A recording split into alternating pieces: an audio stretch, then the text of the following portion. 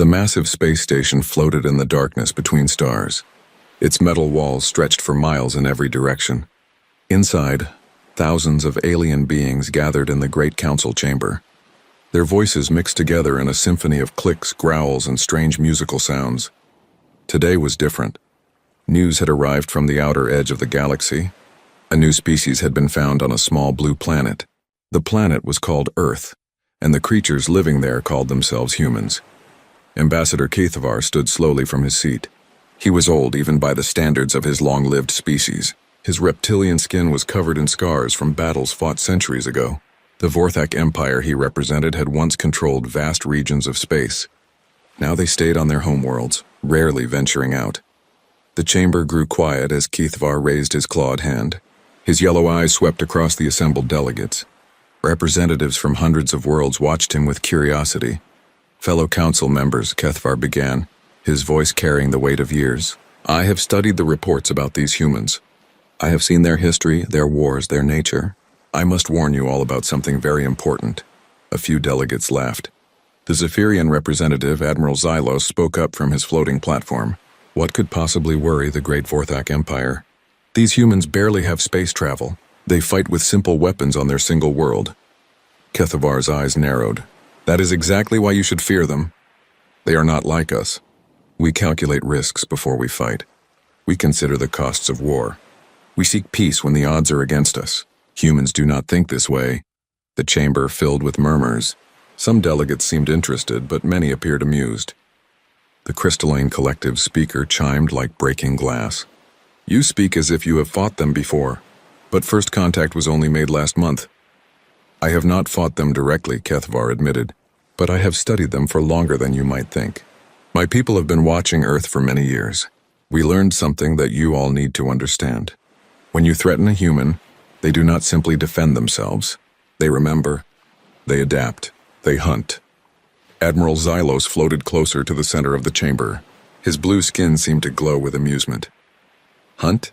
One primitive species against the might of the galactic community? We represent thousands of civilized worlds. Our fleets number in the millions. What could they possibly do to us?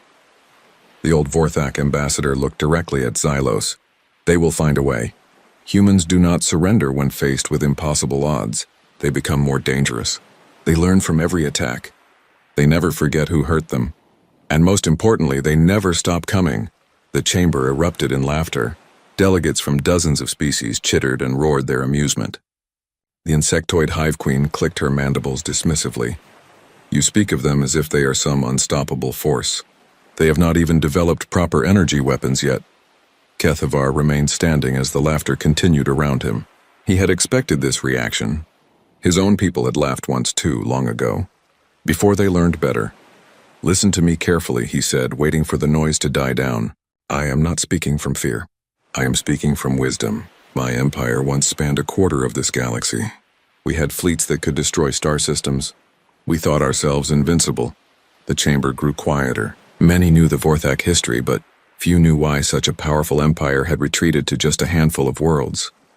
We encountered a species much like humans once. They were primitive by our standards. We decided to teach them their place in the galaxy. We attacked their world. We killed millions of them in a single day. Keithavar's voice grew heavy with memory. We thought it was over.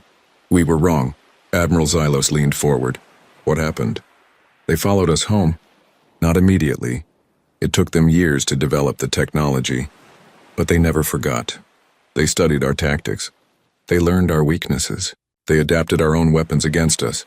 One by one, our colonies fell. Not to superior numbers, but to creatures who had learned to think like us while remaining true to their own nature. The gaseous consortium's representative spoke in a voice like wind through caves. Surely your mighty empire could handle one primitive species. That is what we thought. But humans are different. When most species face destruction, they negotiate. They adapt by changing their behavior. Humans adapt by changing everything else around them. They turn their enemies' strengths into weaknesses. They find allies in impossible places. They make weapons from anything they can find. Keithavar moved toward the center of the chamber, his old legs carrying him slowly but steadily. But the most dangerous thing about humans is their memory.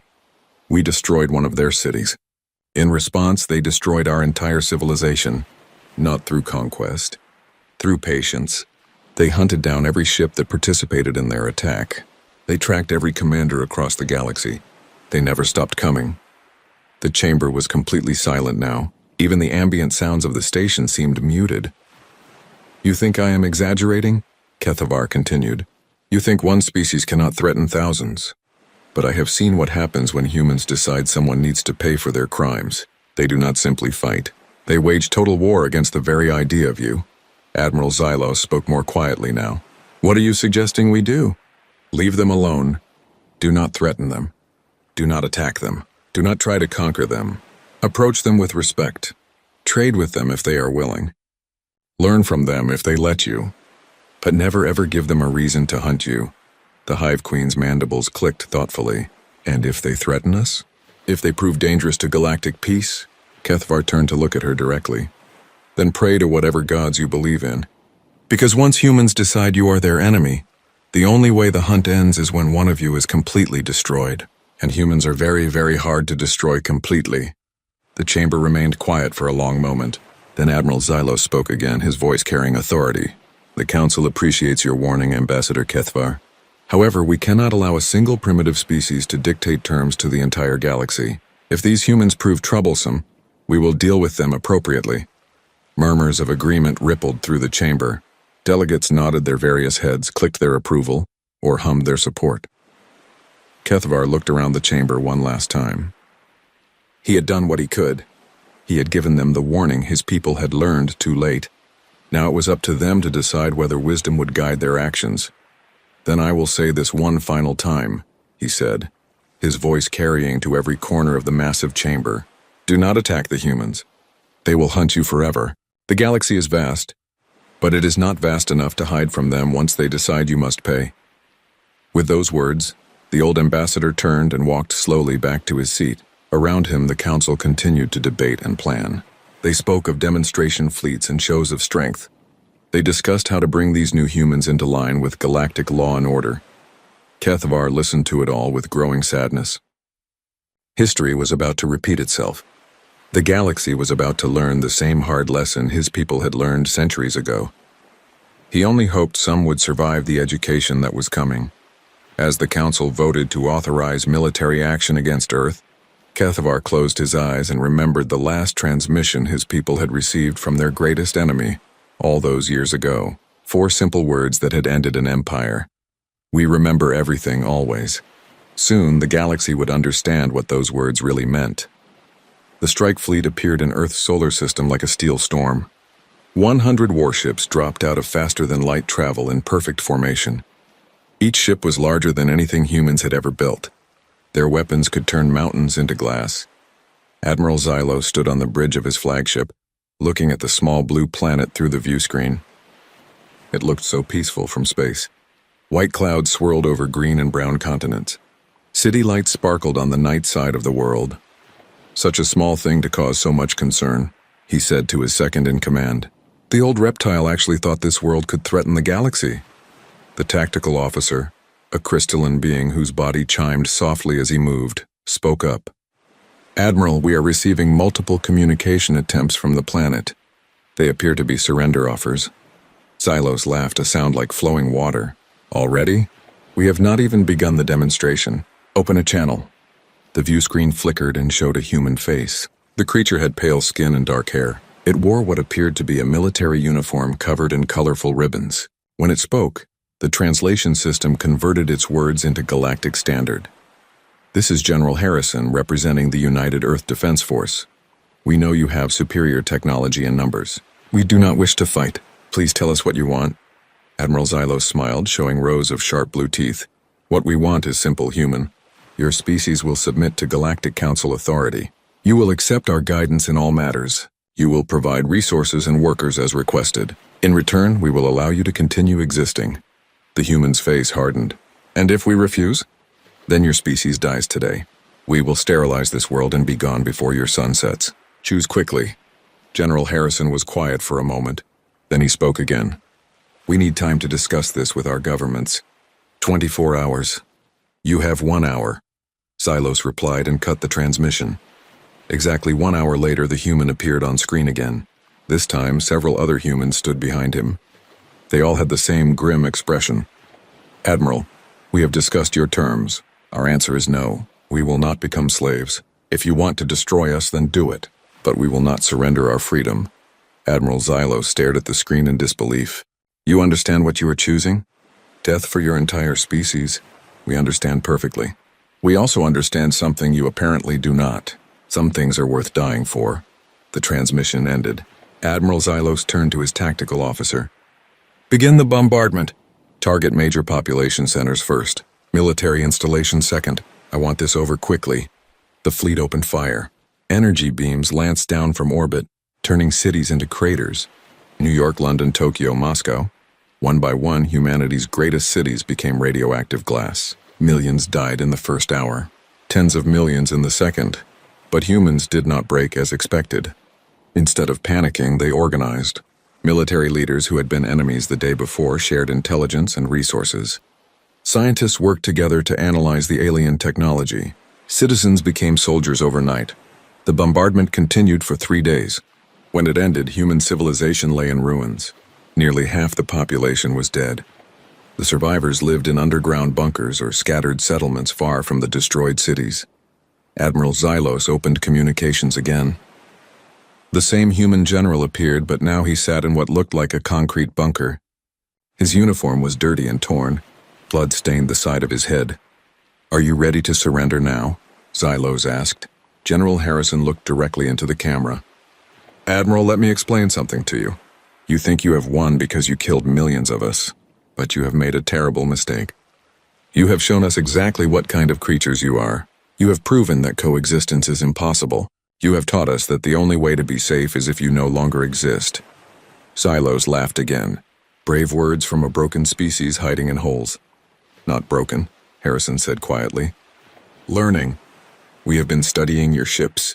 We have been analyzing your weapons. We have been preparing for what? You have no fleet.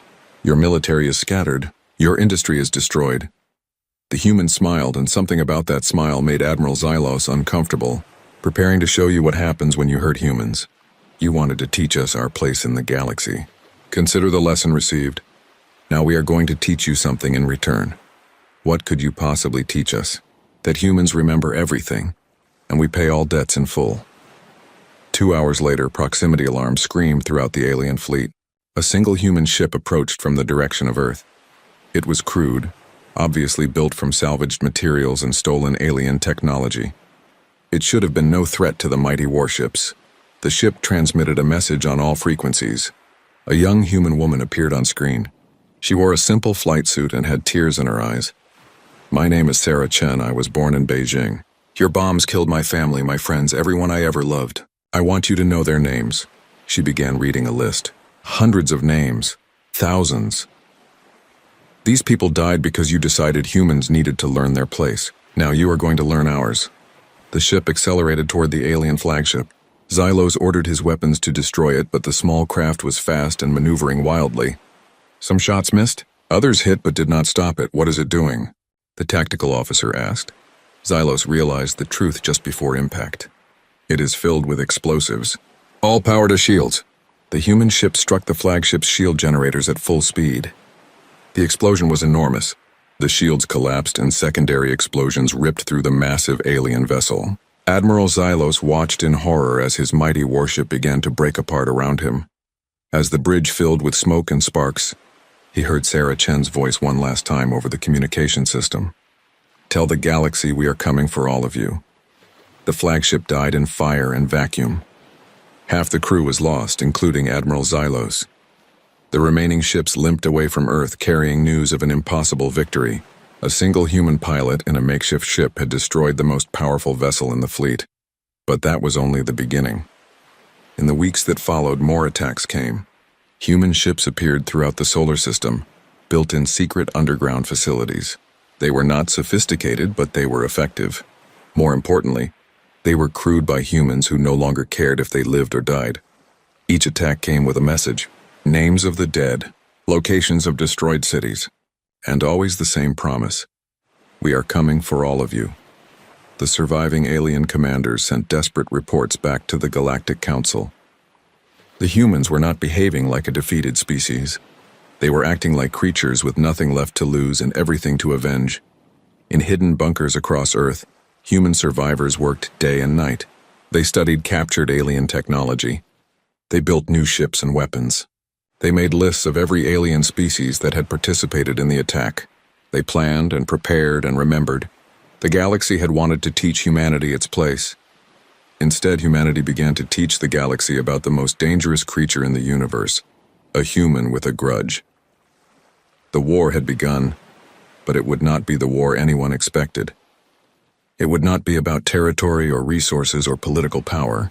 It would be about justice, human style, complete, total, and absolutely unforgiving. The aliens had made their choice. Now they would live with the consequences. Or more accurately, they would die with them. 5 years had passed since the attack on Earth. The Galactic Council had declared the human problem solved.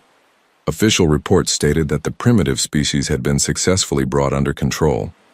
Most of the galaxy believed the humans were either dead or properly subdued. Commander Vextai of the Zephyrian mining operation on Kepler 442b was reading those same reports when the alarms began screaming. He looked up from his data pad to see his communications officer frantically working at her station. "Report," he commanded, his blue skin shifting to a worried purple color. "Sir, we have unknown ships approaching the mining facility. They appear to be using stolen Zephyrian technology, but the design is unfamiliar." Vextai moved to the main view screen. 3 ships approached through the asteroid field that surrounded their mining operation. The vessels were sleek and dangerous looking, clearly built for war rather than mining or exploration. "Identification signals?" "None, sir." "They are not responding to our hails." The ships moved closer. Vextai could see they were smaller than his defensive platforms. But something about the way they moved made him nervous. They flew like predators stalking prey. "Power up defensive systems. Send a message to the approaching vessels. Tell them they are entering restricted space and must identify themselves immediately." Before his communications officer could respond, all 3 human ships opened fire at once. Their weapons were not the crude energy blasters the reports had described. These were sophisticated beam weapons that cut through the mining station's shields like they were made of paper. The attack was precise and devastating. The humans targeted the station's weapon systems first, then its communication array, then its escape pods. Within minutes, the mining operation was defenseless and unable to call for help. Vextai watched in horror as boarding pods launched from the human ships. "How is this possible?" The report said they were primitive. One of his officers, a veteran of many campaigns, spoke grimly. "Sir, these ships, they are using our own technology against us, but it has been improved, modified. Those weapons are more powerful than standard Zephyrian designs." The boarding pods attached to the station's hull with magnetic clamps. Cutting tools began burning through the metal walls. Vextai ordered his security forces to the breach points, but he knew it was hopeless. His mining operation was protected against pirates and raiders, not military assault. The humans cut through the hull in minutes. Security cameras showed them moving through the station corridors in coordinated teams. They wore advanced combat armor and carried weapons that seemed to combine technology from several different species. But what disturbed Vextai most was how they moved. These were not desperate refugees or primitive warriors. These were trained soldiers who knew exactly what they were doing. The human forces reached the command center within an hour. They did not break down the doors or blast their way in. Instead, they used sophisticated hacking tools to override the electronic locks. The door simply opened and 3 humans walked inside. The leader removed his helmet, revealing a scarred human face with cold, determined eyes. He looked directly at Vextai and spoke in perfect galactic standard. "Commander Vextai of the 3rd Zephyrian Mining Fleet. You participated in the bombardment of Earth 5 years ago. Your ship, the Prophet's Edge, fired 17 shots at the city of Mumbai. You killed 43,000 humans in those attacks." Vextai stared at the human in disbelief. "How could you possibly know that? Those records are classified." The human smiled, but there was no warmth in it. "We know many things, Commander. We know the name of every ship that attacked our world. We know every officer who gave orders to fire. We know every politician who voted for the attack. We know where they live, where they work, and where they think they can hide. What do you want? Money? Resources? We can negotiate?" We want justice, but since the galaxy seems to have forgotten what that word means, we will settle for revenge." The human gestured to his companions. They immediately began setting explosive charges around the command center. Other human soldiers could be heard throughout the station doing the same thing. "You are going to kill us all?" Vextai asked. "Yes, but first you are going to record a message. You are going to explain to your people exactly why this is happening. You are going to tell them that this is payment for Mumbai, and you are going to warn them that we are not finished." Vextai found himself forced to sit in front of a recording device. With a human weapon pointed at his head, he spoke the words they demanded. He explained how humans had found their mining operation. He admitted to participating in the attack on Earth, and he delivered their warning to the galaxy. When the recording was finished, the humans prepared to leave. Vextai called out desperately, "Wait, what about mercy? What about forgiveness? Surely your species believes in second chances." The human leader stopped and turned back. "Commander, did you show mercy when you bombed Mumbai? Did you offer second chances to the children in those schools you destroyed? Did you forgive the humans who begged you to stop?" Vextai had no answer. "We learned from you. We learned that mercy is weakness. We learned that forgiveness is foolishness. We learned that the only language the galaxy understands is violence. Thank you for that education. We will put it to good use." The humans left the station and returned to their ships. 15 minutes later, the mining operation exploded in a brilliant flash of light. Every alien aboard died instantly. The only thing that survived was the recorded message, automatically transmitted to Zephyrian Command. Similar attacks happened across the galaxy over the following months. Human strike teams appeared at mining colonies, trading posts, and military bases. They always targeted locations connected to the original attack on Earth.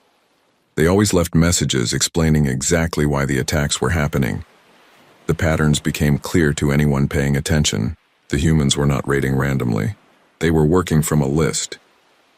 A very long, very detailed list of everyone who had wronged them. More disturbing was how quickly human technology was improving.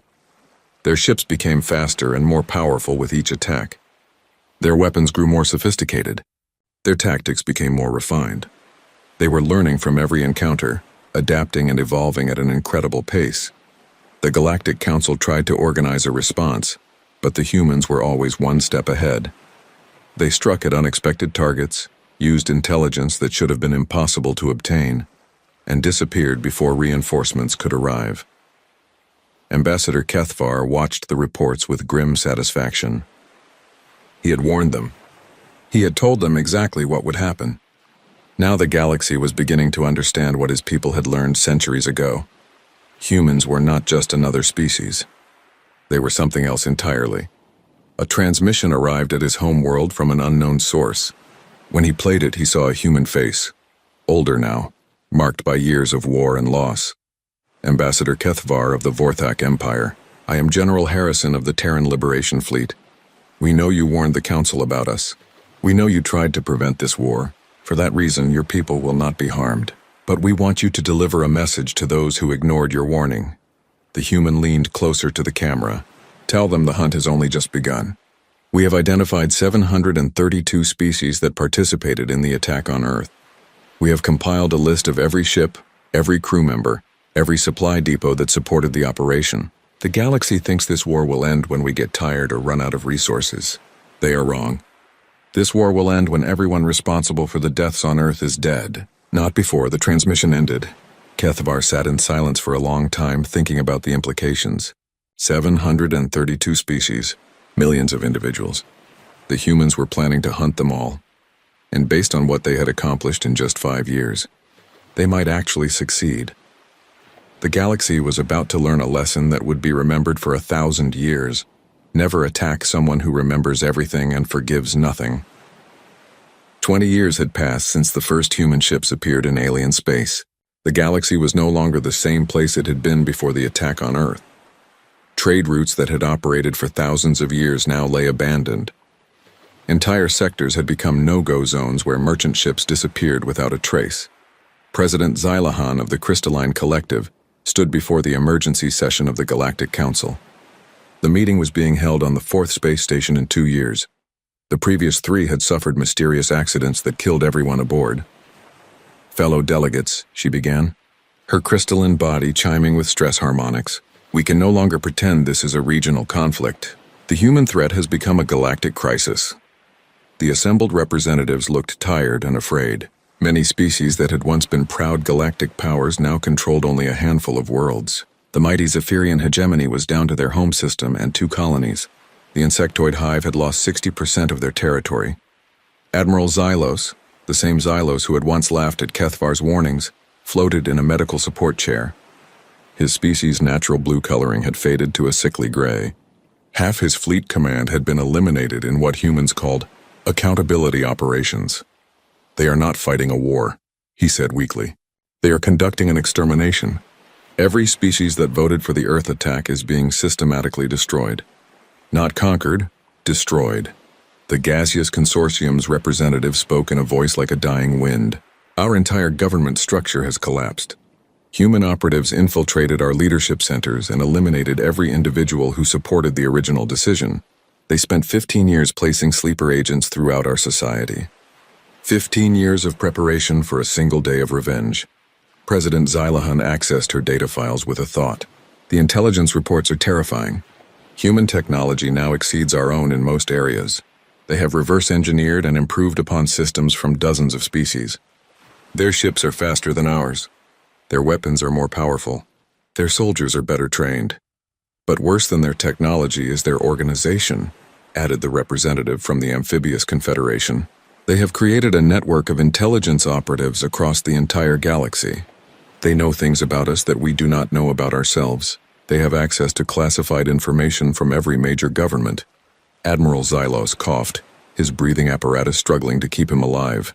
Last month, they attacked the secret research facility on Kepler 1649c. That facility did not officially exist. The location was known to only 12 individuals in our entire government. Yet somehow humans found it and destroyed it completely. They left behind a message listing the names of everyone who had ever worked there. The chamber fell silent except for the ambient sounds of the space station. Every delegate was thinking the same thing. If humans could find secret facilities that did not officially exist, nowhere was safe. How many of our people have they killed? Asked the Hive Queen, her mandibles clicking nervously. President Xylahan consulted her files again. Conservative estimates suggest they have eliminated approximately 400 million individuals across all affected species. But they are not killing randomly. Every death is connected to the original attack on Earth. They have somehow identified every person who participated, supported, or benefited from that operation. It is impossible, whispered the Mollusk Empire's ambassador. The records from that time period are classified at the highest levels. Many were destroyed after the operation ended. How could they possibly know who was involved? The answer came from an unexpected source. Ambassador Kethvar had been silent throughout the meeting, but now the ancient Vorthak slowly stood. They know because they never stop learning. Every ship they capture gives them access to new databases. Every prisoner they take provides more information. Every computer system they hack reveals more secrets. They have been building their knowledge for 20 years, piece by piece, name by name. The old reptilian looked around the chamber with sad eyes. I tried to warn you about this. I told you that humans remember everything. What I did not tell you is how they remember. They do not simply keep records in computers. They make remembering a sacred duty. Every human child learns the names of those who died on Earth. Every human soldier carries a list of those responsible. They have turned memory itself into a weapon. Admiral Xylos struggled to speak. There must be some way to negotiate with them. Some way to end this madness. Kethvar shook his head slowly. My people tried negotiation 23 years ago, when we first encountered a species like humans. We offered reparations. We offered to rebuild what we had destroyed. We offered to surrender our entire fleet. Their response was simple. Justice cannot be purchased. Then what do they want? Demanded President Xylahan. They want you to face the consequences of your actions. Every species that voted to attack Earth will be held accountable. Every individual who pulled a trigger, gave an order, or provided support will be found and punished. This will continue until their list is complete. The Hive Queen's voice was barely a whisper. How long is their list? Kethvar accessed his own intelligence files. According to our estimates, they are hunting approximately 50 million individuals across 732 species. So far, they have found and eliminated roughly 8% of their targets. The mathematics were terrifying. At their current rate of progress, the humans would be hunting their enemies for centuries. Entire civilizations would be dismantled piece by piece. Governments would fall. Trade networks would collapse. The galaxy itself might never recover. Surely they cannot maintain this level of operation indefinitely, suggested the crystalline representative. They must be suffering casualties. Their resources must be running low. Kethavar pulled up a holographic display showing human territorial expansion. Actually, their capabilities are growing. They now control 17 star systems. All former colonies of species they have eliminated. Their population has recovered to pre-war levels. They are building new ships faster than we can destroy them. The display showed human fleets patrolling what had once been alien space. Manufacturing centers produced weapons and ships around the clock. Research facilities developed new technologies at an incredible pace. They have turned warfare into a science, Kethavar continued. Every battle teaches them something new. Every captured ship improves their designs. Every interrogated prisoner gives them more targets. They are becoming more dangerous with each passing year. Admiral Xylos looked at the display with growing horror. They are not just hunting individuals. They are destroying entire civilizations. My homeworld has been evacuated 3 times in the past 5 years. We can no longer maintain a stable government because human agents eliminate our leaders faster than we can replace them. President Xylahan stood silent for a moment, processing the implications. When she spoke again, her voice carried a note of despair. Are you saying there is no hope? That we are all doomed to extinction? Kethavar looked at her with something that might have been pity. I am saying that you created an enemy that cannot be reasoned with, cannot be bribed, and will not forgive. You taught them that the strong prey upon the weak. Now they have become the strongest predators in the galaxy. The emergency session continued for hours, but no solutions were found. The delegates discussed evacuation plans, defensive strategies, and desperate alliance proposals. None of them addressed the fundamental problem. They had awakened something that would not rest until justice was served. As the meeting ended, Kethavar received a priority transmission on his personal communicator. The message was simple. Thank you for trying to save them. It is appreciated even though it failed.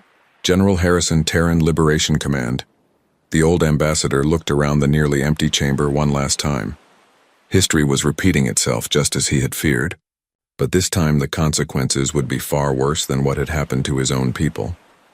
The humans were not just seeking revenge against those who had wronged them. They were rewriting the fundamental rules of galactic civilization. The age of peaceful coexistence was ending. The age of human justice had begun, and there was nothing anyone could do to stop it. 50 years had passed since Admiral Xylos first laughed at the idea of humans being a threat.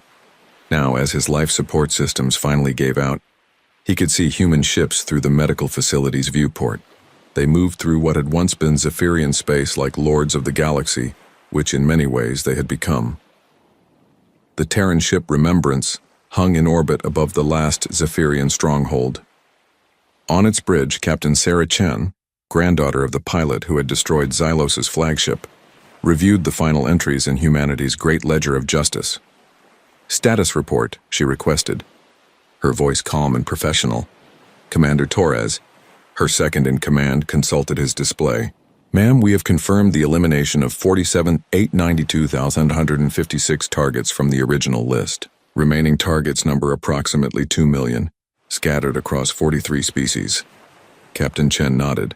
The numbers had become routine after decades of this work, but she never let herself forget what they represented. Each number was a life taken in payment for the deaths on Earth.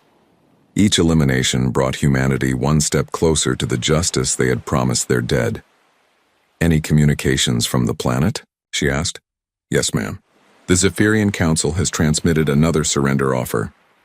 They promise complete cooperation, reparations, and permanent exile from this sector.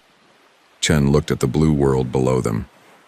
Once it had been the proud capital of an empire that spanned dozens of star systems.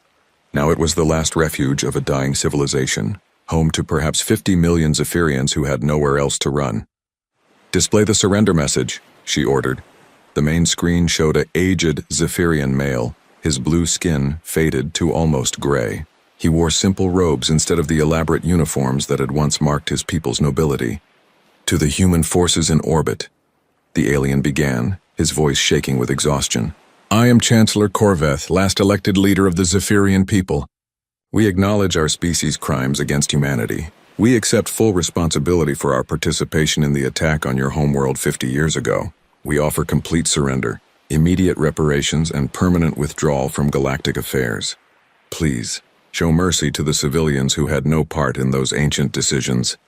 Captain Chen studied the transmission for a moment, then turned to her communications officer. Open a channel to the planet. The view screen flickered and Chancellor Korveth appeared live, sitting in what looked like a simple government office.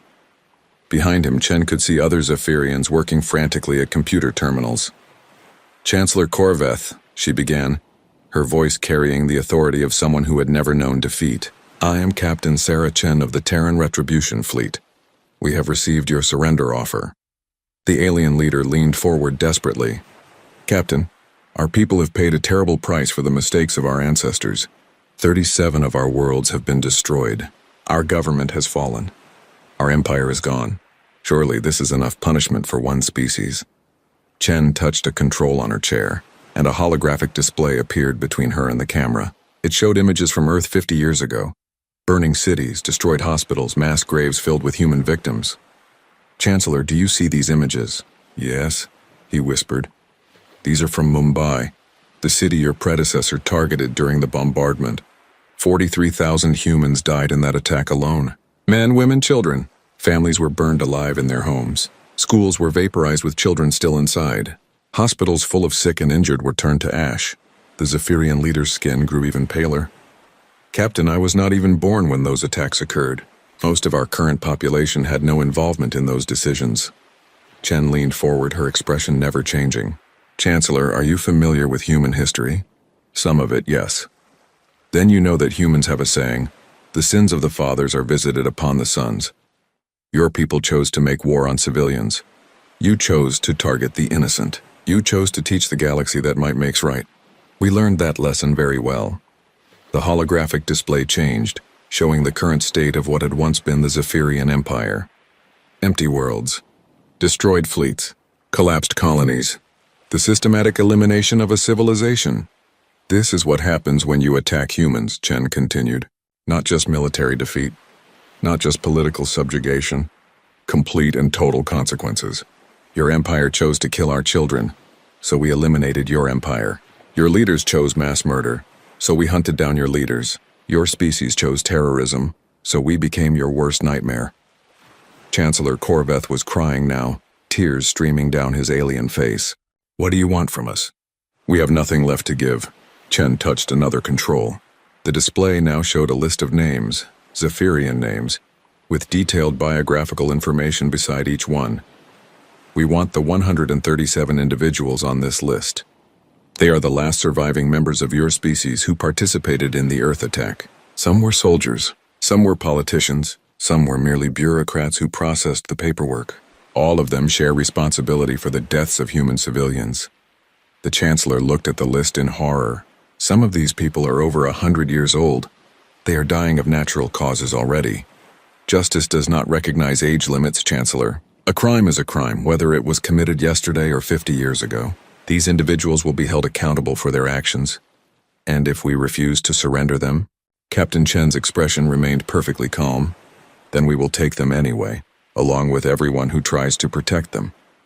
Your choice is simple. Give us the guilty or become guilty yourselves.